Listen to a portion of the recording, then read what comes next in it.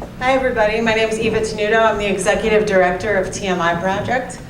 And I am here with Sari Botten, the Editorial Director, Julie Novak, the Marketing Director and co-founder, and my wife. Yeah! And yeah, Julie Novak!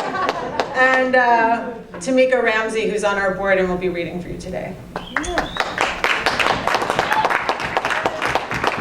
I'm going to give a little introduction, but because it's TMI Project, I'm going to do it with a little bit of a story. So, for those of you who don't know, TMI Project is a nonprofit organization offering transformative memoir writing workshops and performances. We believe when storytellers divulge the parts of their stories that they usually leave out, the parts that they're too ashamed or embarrassed to share, they become agents of change, fostering greater understanding and compassion among people. Our work is intentionally transformational and used to incite social change. Now, as an organization, we are addressing the issue of racism in America. We started talking about how TMI Project could respond to this issue in 2012, after Trayvon Martin was brutally murdered at 17 years old. We had many brainstorming sessions with one of our board members, Tameka Ramsey, about how we could participate in the solution. But our organization was young and we didn't yet have the capacity, and it got put on the back burner again and again. Then Eric Garner was killed. Then Michael Brown was killed. Then 12-year-old Tamir Rice was killed while playing on the playground. Have you ever seen pictures of Tamir Rice? I have, and he resembles my nephew Miles, the child who stole my heart the second he was born. A few weeks after Tamir was senselessly murdered by Cleveland police officers, I was taking my then 9-year-old nephew Miles and his friend John to one of those horrible little bouncy parks in the mall. Like Tamir, Miles is an adorable brown boy with sweet brown eyes and irresistible cheeks. John is equally cute with blonde hair and blue eyes and about a head shorter than Miles. In the car ride over, they talked very seriously about Pokemon, speaking a language I couldn't understand at all, and snacking on fistfuls of Cheez-Its. When we arrived, they had to be reminded to be aware of the parking lot traffic as they carelessly bounded out of the car. They entered the mall in true little boy spirit, jumping from one colored floor tile to another, or as they put it, trying not to land in the red hot lava. When we passed Citizens Bank, they thought it was funny to rename it the Cheez-It Bank. Both boys pulled up their hoods of their sweatshirts, stuffed their hands in their pockets to look like they were carrying guns, ran up to the bank entrance and for a pretend stick-up and yelled, "Give me all your Cheez-Its!" Then ran quickly away in side-splitting hysterics. While watching them dive headfirst into what should have been a carefree world of make-believe, my heart dropped. Tamir was killed while playing with a fake gun on the playground. Miles and John started to run away. They looked behind to see if I was going to let them go any further. On other outings, I'd often let them go far ahead so they could feel independent.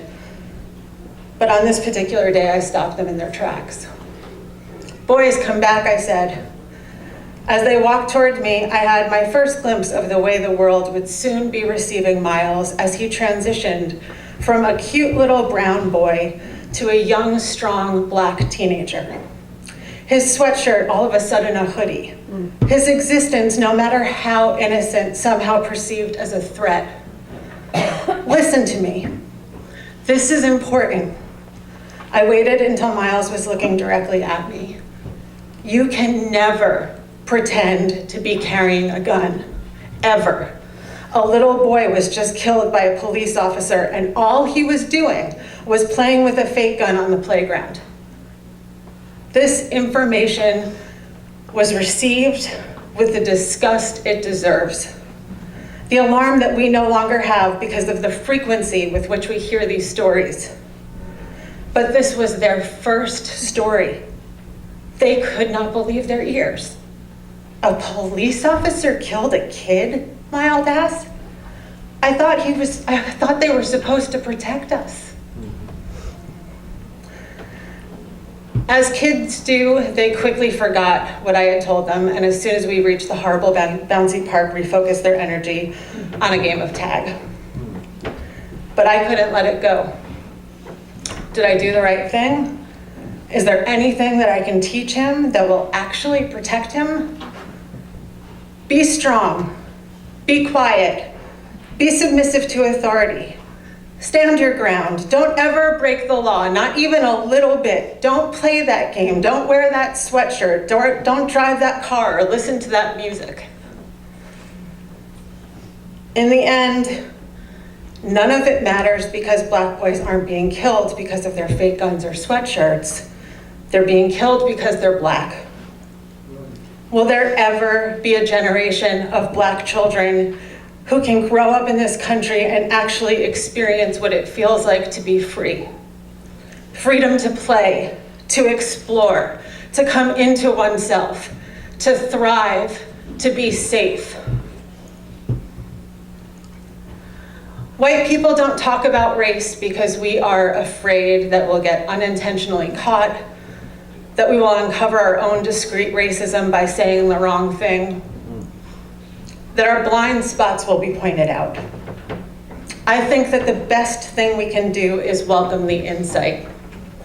Be willing to view our unintentionally racist points of view and then work actively to replace them with informed knowledge, deepened compassion, and an active commitment to work for justice for all. It is time to speak up, take risks, let go of privilege, use what's left to eradicate racism, fight for Black lives because they matter. They wholeheartedly matter. After Tamir Rice, there was Walter Scott, Freddie Gray, the 6 women and 3 men gunned down in their place of worship in South Carolina, Sandra Bland, Alden Sterling, and Philando Castile, among countless others. Tameka and I met again with fear for the future and an overwhelming feeling of powerlessness. After many conversations, Sunday school, and a Baptist church service, we partnered with everyone on staff at TMI Project, created a diverse committee, and decided to launch Black Stories Matter. Black Stories Matter is our way to participate as an organization in the national outcry of injustice. It will be our first digital campaign, so we can use our platform to expose inequality and injustice rapidly and frequently through true storytelling.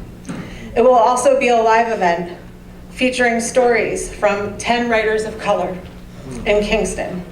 It will be in partnership with the Center for Creative Education, Point of Praise Church, and the Brooklyn Tech Step Team.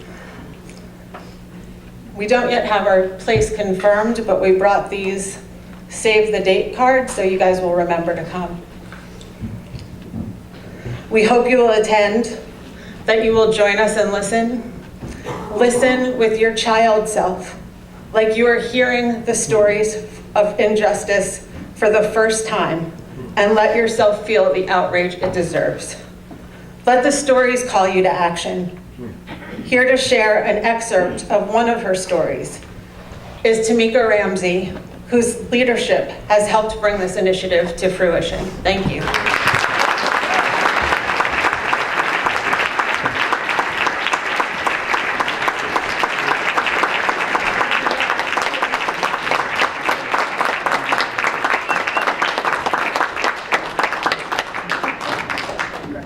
Hi, y'all.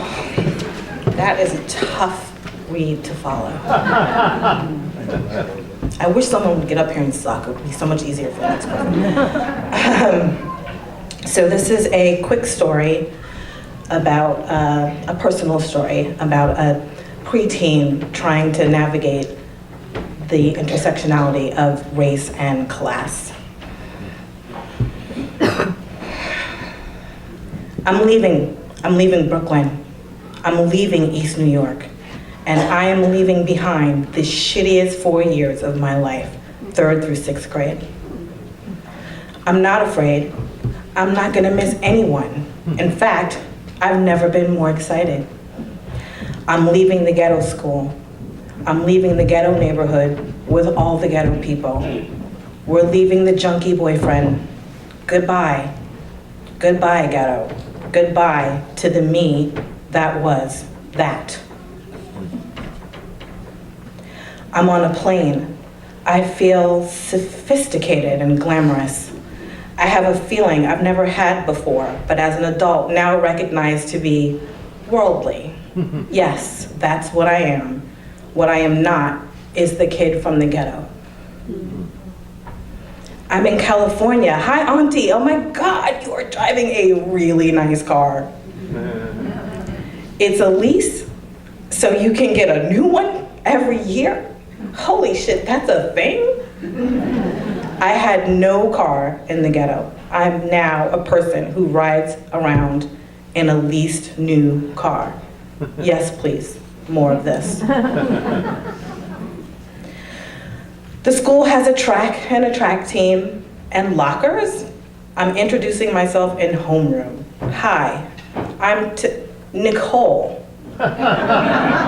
Because it feels like here with the lockers and the track team and the clean hallways and the brand new leased cars and the white kids in the same classroom with the black kids, it feels like Nicole's life. So hi, I'm Nicole. Tameka lives in the ghetto in Brooklyn. Nicole lives here. Hi, Nicole, come hang out with us. I'm staring at a sea of new faces and none of them scare me. I'm a bit confused by all the hues of skin. I'm not confused by how not poor everyone looks. I'm confused that this black girl is wearing blue eyeshadow. Black girls do not wear blue eyeshadow in the ghetto, but apparently they like totally do in California. So soon I am too. I'm trying out for the track team, and Nicole is gonna be a track star. You're on your mark, get set, go. I'm running so hard, but I don't feel tired. I wonder how bad my time is. I wonder who's coming in first and how far I am behind that person.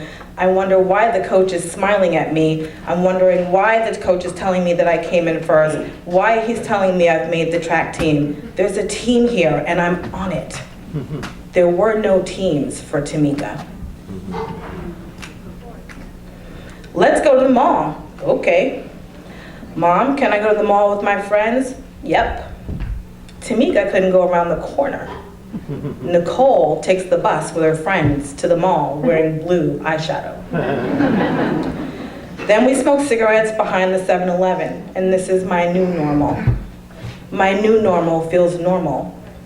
It feels more normal than gunfire and junkie boyfriends and dangerous encounters with bullies in schools and alleyways. Nicole, my California friends say, you're one of us. We love you. Tameka, my mom says, we're going back to Brooklyn. Thank you.